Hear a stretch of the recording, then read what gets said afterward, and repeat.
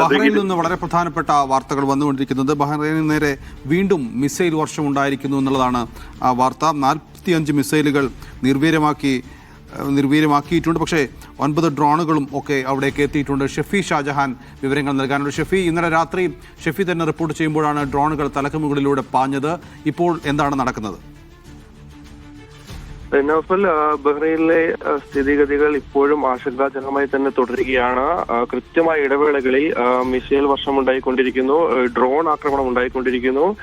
ആദ്യഘട്ടത്തിൽ ഇന്നലെ നമ്മൾ റിപ്പോർട്ട് ചെയ്തതനുസരിച്ച് വൈകുന്നേരം 7 മണി വരെ ജനവാസ കേന്ദ്രങ്ങളിലേക്ക് അറ്റാക്ക് നടന്നിരുന്നില്ല. എന്നാൽ അതിനുശേഷം ജനവാസ കേന്ദ്രങ്ങൾ കേന്ദ്രീകരിച്ച് ഡ്രോൺ അറ്റാക്കുകൾ ഉണ്ടാവുകയും വലിയ നാശനഷ്ടങ്ങളിലേക്ക് അത് കടക്കുകയും ചെയ്തിരുന്നു.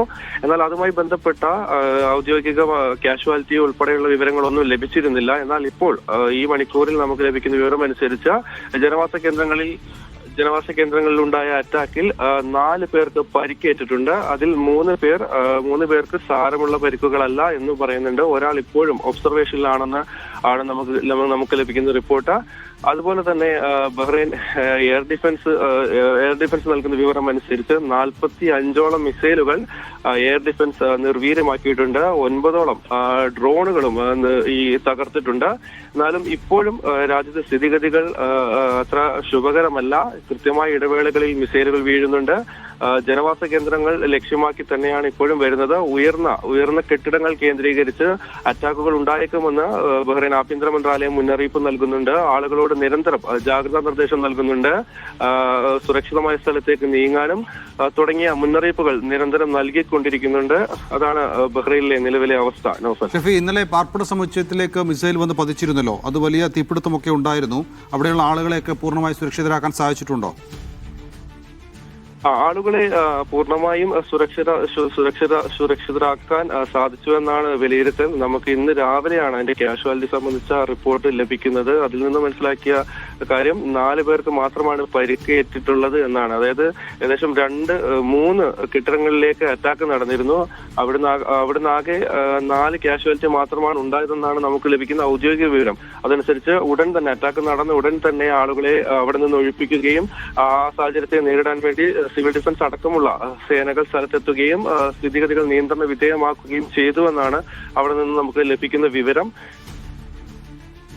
ഷഫി, അതോടൊപ്പം തന്നെ ഈ ബഹ്റൈനിലുള്ള എയർബേസിലേക്ക്, അമേരിക്കയുടെ സൈനിക താവളത്തിലേക്ക് എന്തെങ്കിലും ആക്രമണം ഉണ്ടായിട്ടുണ്ടോ? ഈ ജനവാസ മേഖലയിലേക്ക് മാത്രമാണോ ഈ മിസൈലുകളും ഡ്രോണുകളും ഒക്കെ എത്തുന്നത്?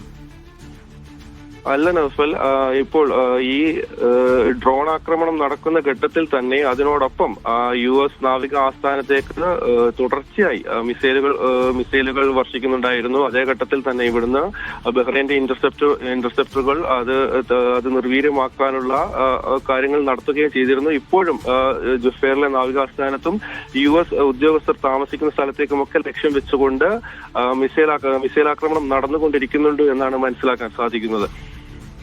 യെസ്, ബഹ്റൈനിലെ അപ്ഡേറ്റ്സ് ആണ് ഷെഫി ഷാജഹാൻ നൽകിയത്. ബഹ്റൈനിൽ ഇപ്പോഴും മിസൈൽ വർഷം നടക്കുകയാണ്. ഡ്രോണുകൾ വരുന്നു, അവ നിർവീര്യമാക്കിക്കൊണ്ടേയിരിക്കുന്നു. ജനവാസ കേന്ദ്രങ്ങളിലടക്കം ഇവ പതിക്കുന്നുണ്ട് എന്നുള്ളതാണ് വാർത്ത. ആളുകളോട് സുരക്ഷിതരായിരിക്കാൻ പ്രത്യേക നിർദ്ദേശമുണ്ട്. ഉയർന്ന കെട്ടിടങ്ങളിൽ താമസിക്കുന്നവരോട് പ്രത്യേക ജാഗ്രത പുലർത്താൻ വേണ്ടിയും നിർദ്ദേശമുണ്ട്. ഇതാണ് ബഹ്റൈനിലെ അവസ്ഥ. ഏറ്റവും ഒടുവിലായി നമുക്ക് ലഭിക്കുന്ന വിവരം ഖത്തറിലെ കാര്യമാണ്. ഖത്തറിൽ 18 ബാലിസ്റ്റിക് മിസൈലുകൾ പ്രതിരോധിച്ചതായി ഖത്തർ അറിയിച്ചിട്ടുണ്ട്. അങ്ങനെ ഗൾഫ് രാജ്യങ്ങളിൽ ഇപ്പോഴും ഈ ഒരു ആശങ്ക നിലനിൽക്കുകയാണ്.